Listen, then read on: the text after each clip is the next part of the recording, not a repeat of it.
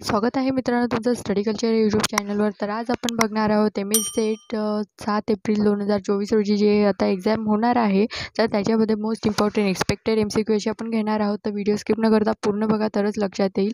चला मग आपण आपल्या व्हिडिओला सुरुवात करूया. फर्स्ट आहे डायजेस्टची अखंड प्रक्रिया आहे. याच्यामध्ये आहे ऑप्शन ए दिले मूल्यमापन, ऑप्शन बी आहे परीक्षा, ऑप्शन सी आहे मूल्यमापन व परीक्षा, ऑप्शन डी आहे मापन. तर ह्याच्यामध्ये आपला आन्सर आहे ऑप्शन ए मूल्यमापन. तर आता मूल्यमापन म्हणजे काय? शैक्षणिक प्रक्रियेमध्ये मूल्यमापनाला खूप महत्त्व आहे. शिक्षकाने विद्यार्थ्याला काय शिकवले, काय मार्गदर्शन केले, त्याच्या विद्यार्थ्यांना किती फायदा झाला, विद्यार्थ्यांनी त्यापैकी किती ज्ञान आत्मसात केले, अभ्यासक्रमाची जी उद्दिष्ट आहेत ती पूर्ण होत आहेत का, उद्दिष्टांच्या दिशेने आपली वाटचाल होत आहेत का, याचा पडताळा घेणे म्हणजेच मूल्यमापन होय. चला आपण नेक्स्ट घेऊया.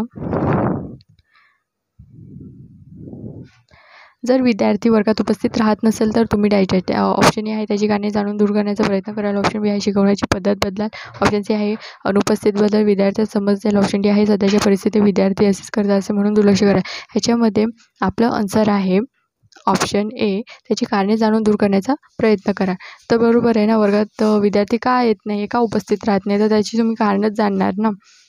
चला नेक्स्ट बघूया. अध्यापन परिणामकारक करण्यासाठी शिक्षकांना ज्या गोष्टी कराव्या लागतात त्याला डायजेस्ट म्हणतात. ऑप्शन ए आहे अध्यापन कौशल्य, ऑप्शन बी आहे अध्ययन कौशल्य, ऑप्शन सी आहे व्यवस्थापन कौशल्य, ऑप्शन डी आहे प्रश्न कौशल्य. ह्याच्यामध्ये आपलं आन्सर आहे ऑप्शन बी अध्ययन कौशल्य. आता तुमच्या मनात आलं असेल अध्ययन कौशल्य म्हणजे नेमकं काय? तर अध्ययन कौशल्य म्हणजे विद्यार्थ्यांना बौद्धिक पातळीवर कामाचे बदलते स्वरूप स्वीकारण्यासाठी आणि त्यात सुधारणा करण्यासाठी उपयुक्त ठरणारी कौशल्य. चला नेक्स्ट बघूया.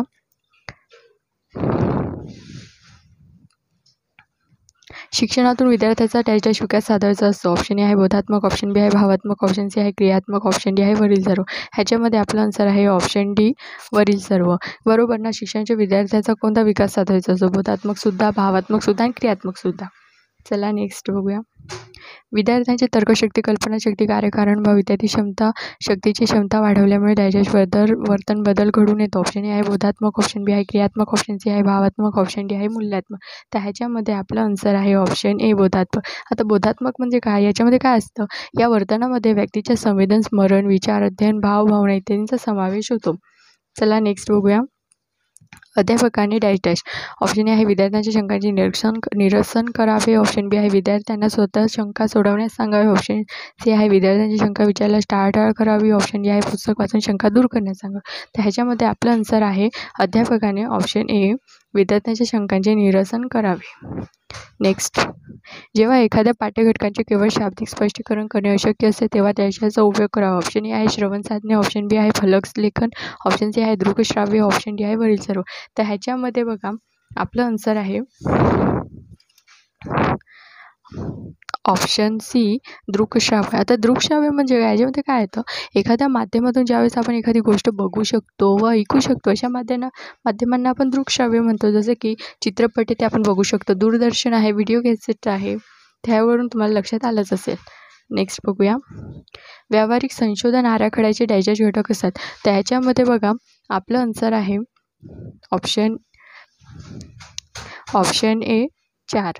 तर ह्याच्यामध्ये बघा आता ते कोणते 4 घटक आहेत त्याचा अभ्यास आपण करूया. त्याच्यामध्ये 4 घटक आहेत. पहिला घटक आहे नमुना चाचणी विषयी आराखडा, दुसरा घटक आहे निरीक्षण विषयी आराखडा, तिसरा घटक आहे संख्याशास्त्रीय आराखडा आणि चौथा घटक आहे कार्यान्वित आराखडा.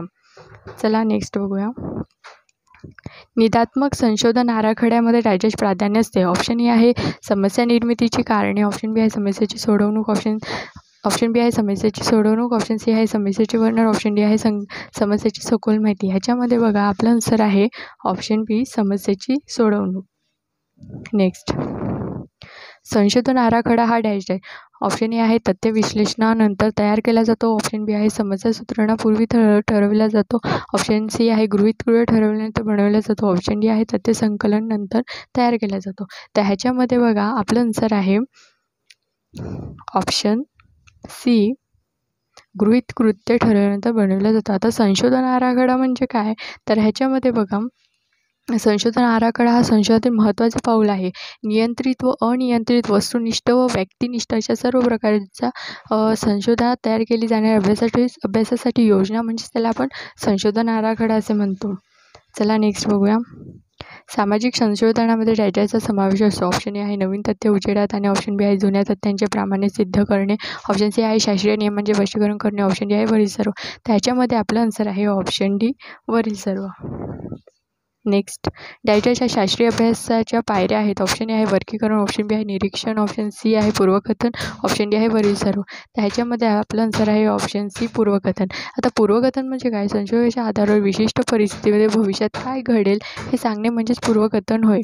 चला आपण आता नेक्स्ट बघूया.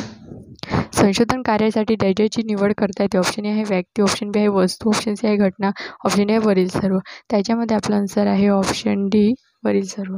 नेक्स्ट, संशोधन पार्श्वभूमी संशोधनाची आवश्यकता इत्यादी माहिती डायजेस्टमध्ये देतात. ऑप्शन ए आहे अभ्यास पद्धती, ऑप्शन बी आहे नमुना निवड, ऑप्शन सी आहे संशोधन पद्धती उद्देश, ऑप्शन डी आहे प्रस्तावना. त्याच्यामध्ये आपलं आन्सर आहे ऑप्शन ए अभ्यास पद्धती. आता अभ्यास पद्धतीमध्ये काय येतं? संशोधन कशा पद्धतीने केले आहे याचे वर्णन करावे लागते. तथ्य संकलनासाठी प्राथमिक स्रोत, दुय्यम स्रोत अथवा दोन्ही स्रोतांचा वापर केला गेला आहे हे सांगावे लागते. चला नेक्स्ट बघूया. संशोधन करण्यापूर्वी संशोधनाचा उद्देश लक्षात घेऊन प्रक्रिया निर्धारित करण्याला डाटाशास्त्र म्हणतात. ऑप्शन ए आहे संशोधन आराखडा, ऑप्शन बी आहे संशोधन संरक्षण, ऑप्शन सी आहे अभूपगम, ऑप्शन डी आहे भविष्यकथन. त्याच्यामध्ये बघा आपलं आन्सर आहे ऑप्शन ए संशोधन आराखडा. नेक्स्ट बघा, पत्र, दूरध्वनी, टेलिग्राम ही डाटा संदेशवहन प्रक्रियेतील या घटकाशी संबंधित आहे. ऑप्शन ए आहे संदेश, ऑप्शन बी आहे संदेश घेणारा, ऑप्शन सी आहे संदेश देणारा, ऑप्शन डी आहे संदेशवाहक. त्याच्यामध्ये बघा आपलं आन्सर आहे ऑप्शन डी संदेशवाहक. तर बरोबर ना? पत्र, दूरध्वनी, टेलिग्राम ही संदेशवाहक या संदेशवहन प्रक्रियेतील या घटकाशी संबंधित आहे.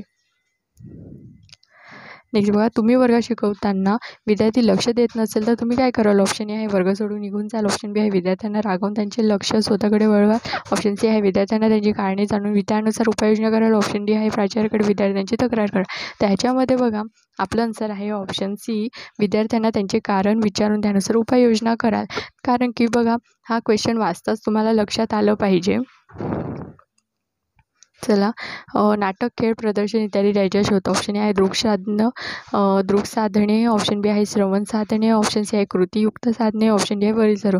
तर नाटक, खेळ, प्रदर्शन यावरून तुम्हाला लक्षात येत असतील की हे कोणती साधने आहे.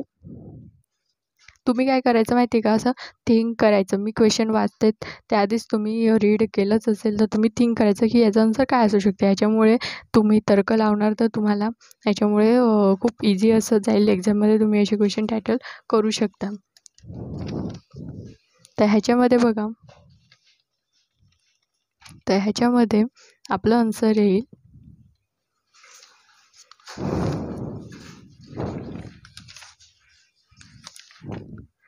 ऑप्शन सी कृतीयुक्त साधने.